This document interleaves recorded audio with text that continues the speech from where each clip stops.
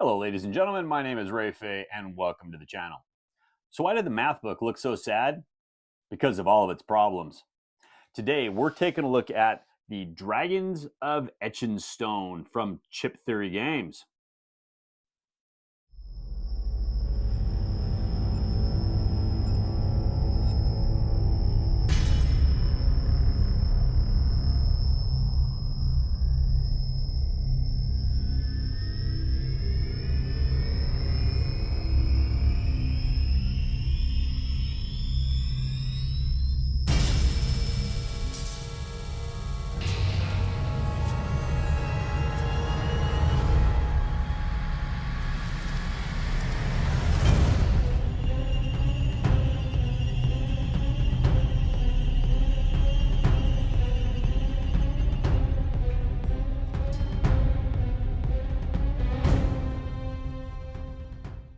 Dragons of Etchinstone from Chip Theory Games is a solo game, well, for one player, where you're going to have a hand of cards and you are going to have a bunch of spells inside that cards. There's some regions you got to go through.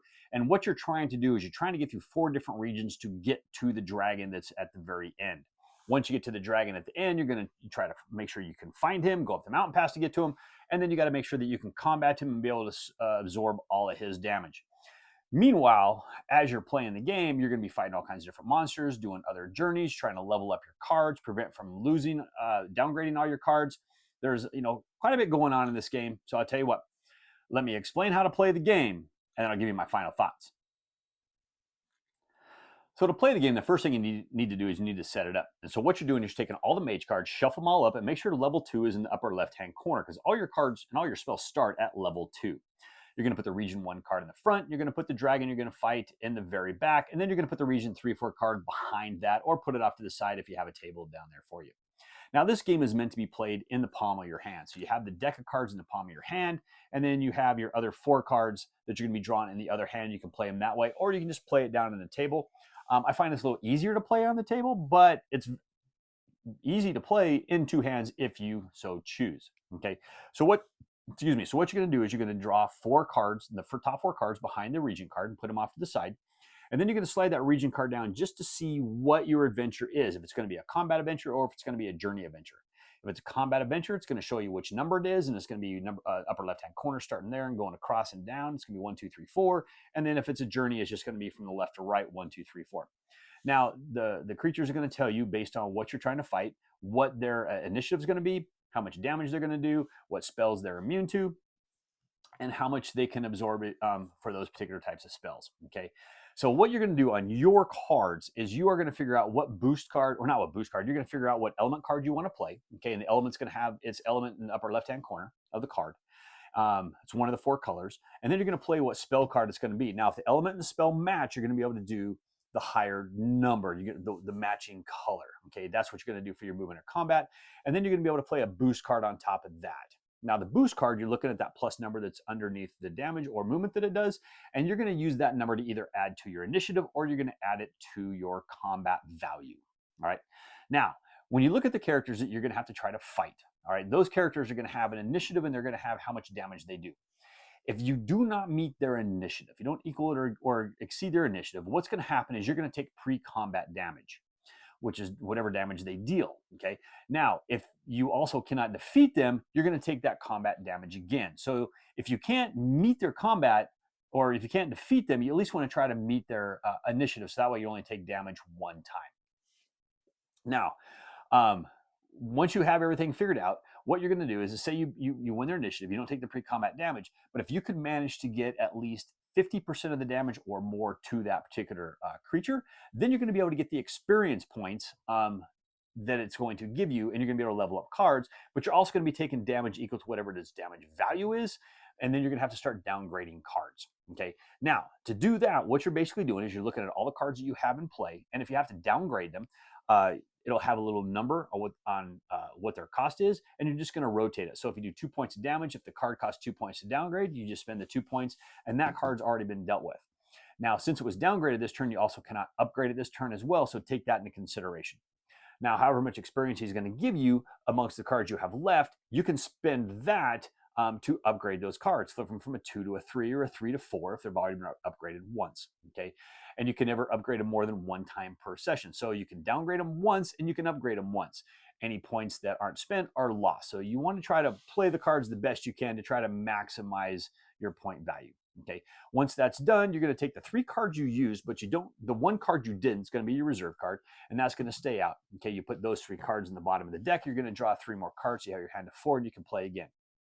Now, one thing you can do is if you do not have an element that you say need, you can actually take 2 cards of the same element, combine them together, all right, and make them any one element of your choice. That means you're not going to have a reserve card to carry over for the next turn. You're going to go through your deck just a little bit faster, but it may give you that element that you need to be able to defeat or for the journey that you're going to have on that particular round. Okay. And then you're going to die. So now the journeys are a little bit different because the journeys, you're just going to have a value that you have to try to meet. Okay. And I don't know why I always have to use my little cheat sheet of this, but what you're trying to do is you're trying to get a movement value equal to whatever the value is on that. If your movement value is equal to the number on there, okay, then you're going to be able to collect the journey's experience points. You can be able to upgrade your cards. If your journey equals to half of what the value is, rounded up, okay, then you're going to be able to still collect the journey cost, but you're going to suffer a time penalty equal to whatever the time number is by that particular journey, which means you're going to take the top 2 cards of your spells, you're going to flip them in the back, so you're going to be going through that deck just a little bit faster. So you want to definitely try to get the experience points, but you want to try to maximize that as much as you can, so that way you're not losing that time, because anytime you're losing that time, it gets really bad and you're going through the deck faster and you're not upgrading your characters as much.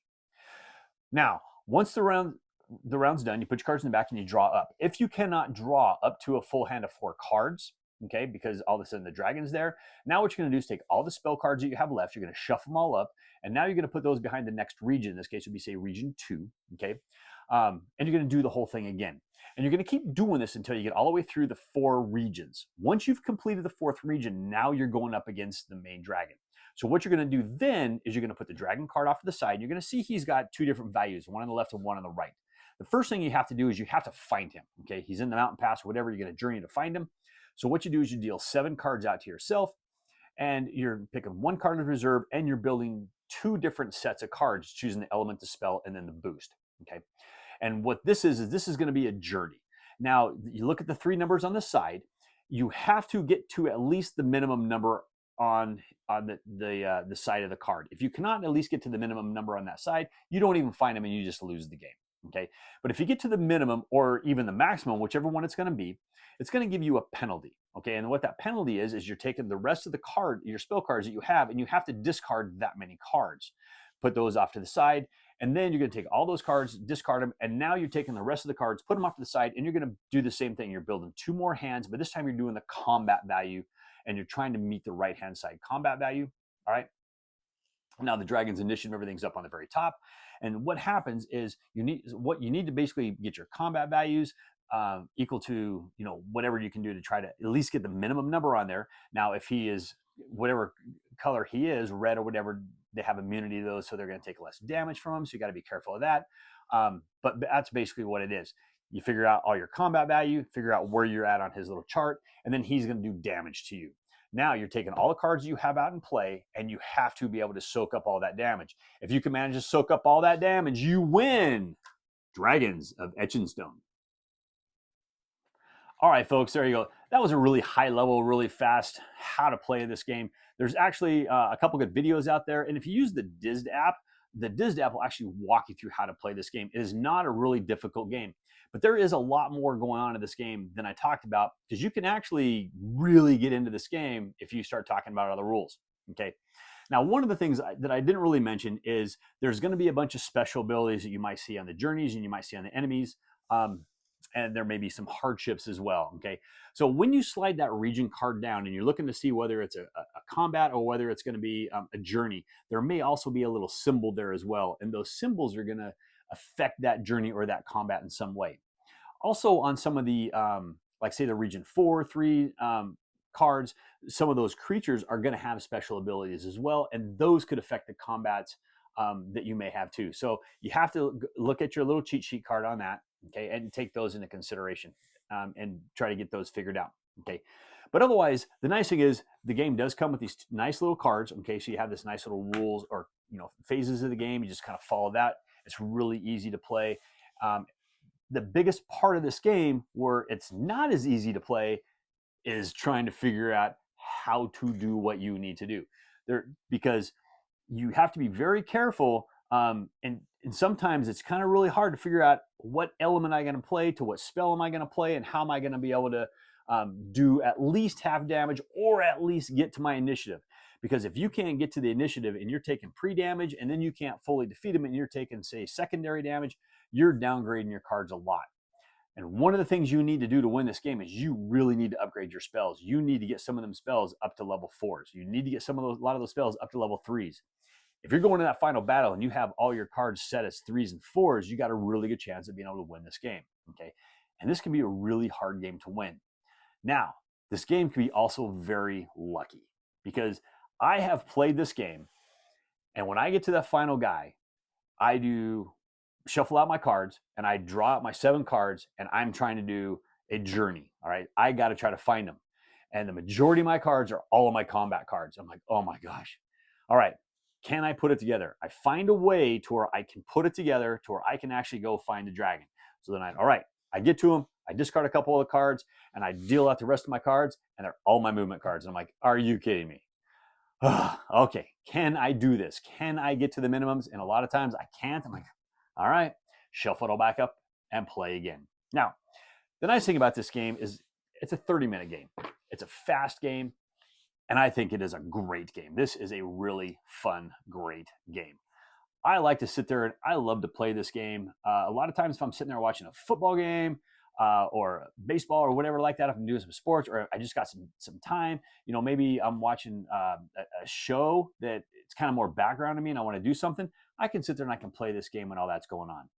I can also play this game on an airplane. I can play this game in the passenger seat or back seat of a car, on a bus, whatever I need to do. Okay, I can put this game in my pocket, and if I go to work and I'm there 30 minutes early, I can pull it out and I can just play it. And a lot of times, because of this box, I can just kind of put everything back in the box, and then I can pull it back out and I can finish it up as long as I know where everything's at and I keep everything organized. I just put one little divider piece in there and I'm good to go. So I don't have to finish it if I'm out and about when I'm playing the game. But I think this is a fantastic game. Now, this game also does have 2 expansions with it. One's going to, give you the walls, and your sieges and stuff like that. And the other one's actually going to add some like replacement spells. It's going to have some other mages stuff that you're going to be able to go against. It's got some really unique and interesting things going on in those. I've looked into those a little bit. I haven't had a whole lot of time to really dig into it. I've mostly just dug into the base core game, playing up against all the different dragons, and just really familiarizing myself with the regular game. And I'll tell you what, folks, I love this game. This is a great game. The fact that everything fits, all the expansion, everything fit in this box. I don't have to sleeve them. I think the card quality is great. I think they didn't line up my box cover picture a little as well as it needed to be, but I don't really care about that. But this is a nice, heavy, sturdy box. It's got all my stuff in it. I can take this with me and I can just play it. If I go on a trip, I'm in a hotel room, I can just put this on the table and I can play it. It's fast, it's easy to play, it's fun to play, it's challenging, and I absolutely love it. If you like solo games, but you gotta like games that are going to offer some luck, because the way those cards come out, it can be very it can be very luck driven in those. If you like solo games and you don't mind games that have a little bit of luck, but you do like something that you can just basically play in the palm of your hand, very small table space, I think you're gonna dig this game. I think it is a great game. It's one I'm actually really glad that I have in my collection. It's going to stay in my collection for a very long time. But there you go. That is Dragons of Etchinstone. I hope this helped. Well, thank you once again for joining me today. As always, I please ask you to like this video on YouTube, Board Game Geek, Facebook, or X. Please leave me a comment on any one of those platforms, and I'll get to those comments just as soon as I can. And also, folks, if you like the videos that I do here, if you haven't done so already, I humbly ask you to click on that subscription button and even click on the bell and be notified when I drop new videos. And also, if you like the videos I do here, I also post videos over on the Discriminating Gamers channel. Over there, we'll do some playthroughs, some unboxings, and some reviews. I'll leave a link to Cody's channel in the details below. So, what was the award for being the best dentist? A little plaque.